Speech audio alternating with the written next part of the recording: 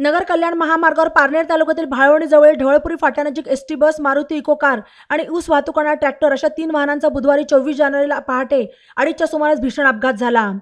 या अपघातात 6 जणांचा मृत्यू झाला असून 3 जण जखमी झाले आहेत। मृत आणि जखमी हे नगर जिल्ह्यातील आहेत।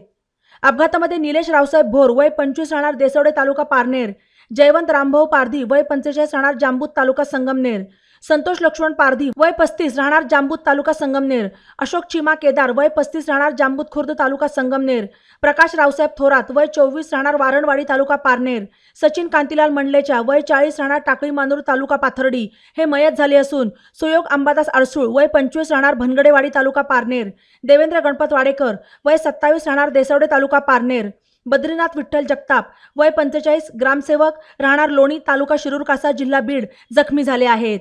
नगर कल्याण महामार्गावर ढवळपुरी फाट्यानजीक पहाटे 2:30च्या सुमारास ऊस वाहतूक करणाऱ्या ट्रॅक्टरची ट्रॉली उलटी होऊन ऊस रस्त्यावर पडला होता। त्याला दुसरा ट्रॅक्टर चालक मदत करत होता। हे पाहून तेथून चाललेल्या इको कार चालकाने कार थांबवून त्याचे पार्किंग लाईट लावून रोडवरील जाणाऱ्या वाहनांना दिशा देत होता। त्याचवेळी भरधाव वेगात आलेल्या ठाणे मेहकर एसटी बसने ट्रॅक्टर आणि इको गाडीस जोरदार धडक दिली। ही धडक इतकी जोरदार होती की तिन्ही वाहनांचा अक्षरशः चुराडा झाला। अपघाताची माहिती परिसरात पसरताच पोलिसांसह परिसरातील नागरिकांनी घटनास्थळी धाव घेत मदत कार्य सुरू केले। अपघातातील जखमींना प्राथमिक उपचारासाठी पारनेर येथील रुग्णालयात नेण्यात आले तर काहींना नगरला जिल्हा शासकीय रुग्णालयात हलवण्यात आले। या अपघातामुळे महामार्गावरील वाहतूक काही काळ विस्कळीत झाली होती। पारनेरचे सहाय्यक पोलीस निरीक्षक प्रमोद वाघ यांच्यासह पोलीस पथकाने ही वाहतूक सुरळीत केली। ई नवा मराठा यूट्यूब चॅनलला सबस्क्राइब करा आणि बेल आयकॉनवर प्रेस करा।